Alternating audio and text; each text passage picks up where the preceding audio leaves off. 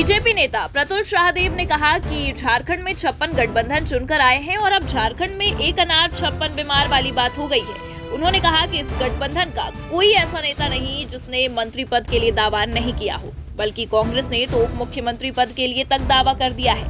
गठबंधन के नेता राज्य को चलाने पर चर्चा करने के बजाय मंत्री पद के लिए चर्चा कर रहे हैं।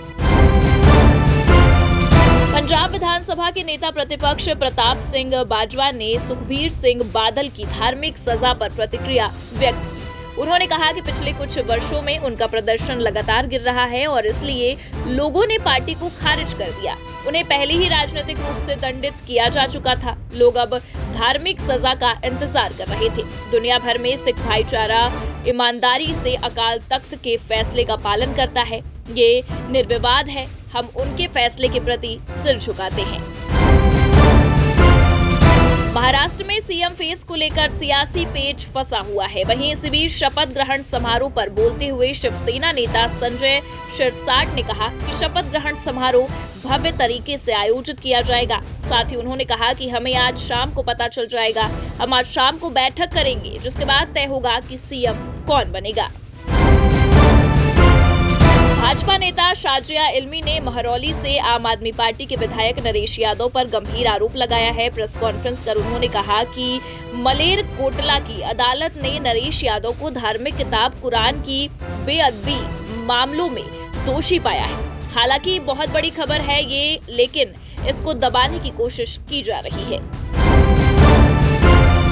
दिल्ली में विधानसभा चुनावों से पहले सियासी पारा हाई चल रहा है। वहीं इसी बीच दिल्ली भाजपा अध्यक्ष वीरेंद्र सचदेवा ने भाजपा अल्पसंख्यक मोर्चा के कार्यकर्ताओं के साथ दिल्ली में आप संयोजक अरविंद केजरीवाल के आवास के पास विरोध प्रदर्शन किया। ये विरोध आप विधायक नरेश यादव को कुरान बेअदबी मामले में दोषी पाए जाने के बाद हुआ। वे हाथों में तख्तियां लिए हुए और आप विधायक नरेश यादव के खिलाफ नारे लगाते देखे गए। महाराष्ट्र के सीएम के सवाल पर केंद्रीय मंत्री रामदास अठावले ने कहा, मुझे विश्वास है कि कल होने वाली बैठक में बीजेपी के पर्यवेक्षक सभी विधायकों की बात सुनेंगे और कल ही देवेंद्र फडणवीस के नाम की घोषणा हो सकती है। एकनाथ शिंदे, उन्हें कोई दिक्कत नहीं है। उन्होंने पहले ही घोषणा कर दी है कि वो मुख्यमंत्री की दौड़ में नहीं है। बीजेपी आलाकमान ने उन्हें पहले ही बता दिया है कि उन्हें मुख्यमंत्री नहीं बनाया जाएगा।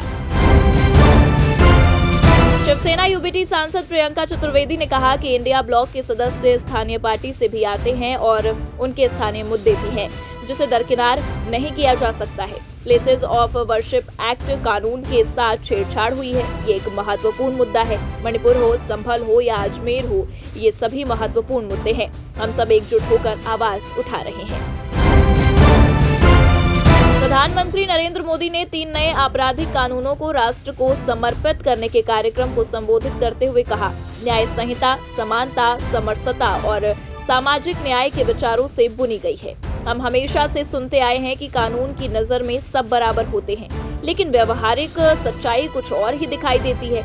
गरीब कमजोर व्यक्ति कानून के नाम से डरता था। जहां तक संभव होता था वो कोर्ट कचहरी और थाने में कदम रखने से डरता था। अब भारतीय न्याय संहिता समाज के इस मनोविज्ञान को बदलने का काम करेगी। उसे भरोसा होगा कि देश का कानून समानता की गारंटी है।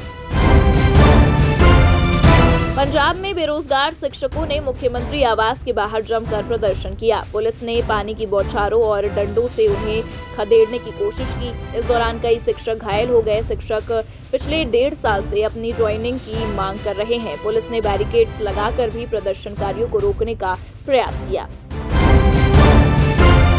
आम आदमी पार्टी नेता अवध ओझा ने आम आदमी पार्टी में शामिल होने के पीछे अपनी प्रेरणा का खुलासा किया। उन्होंने कहा कि पार्टी में शामिल होने का सबसे बड़ा कारण उन्हें दिया गया आश्वासन था कि आप शिक्षा पर काम करना चाहते थे। यही कारण है कि उन्हें अपनी पार्टी के हिस्से के रूप में उनकी जरूरत थी। उन्होंने कहा कि पार्टी में शामिल होने का सबसे बड़ा कारण पार्टी ने मुझे जो आश्वासन दिया वो सटीक शब्द थे। हम शिक्षा पर काम करना चाहते हैं।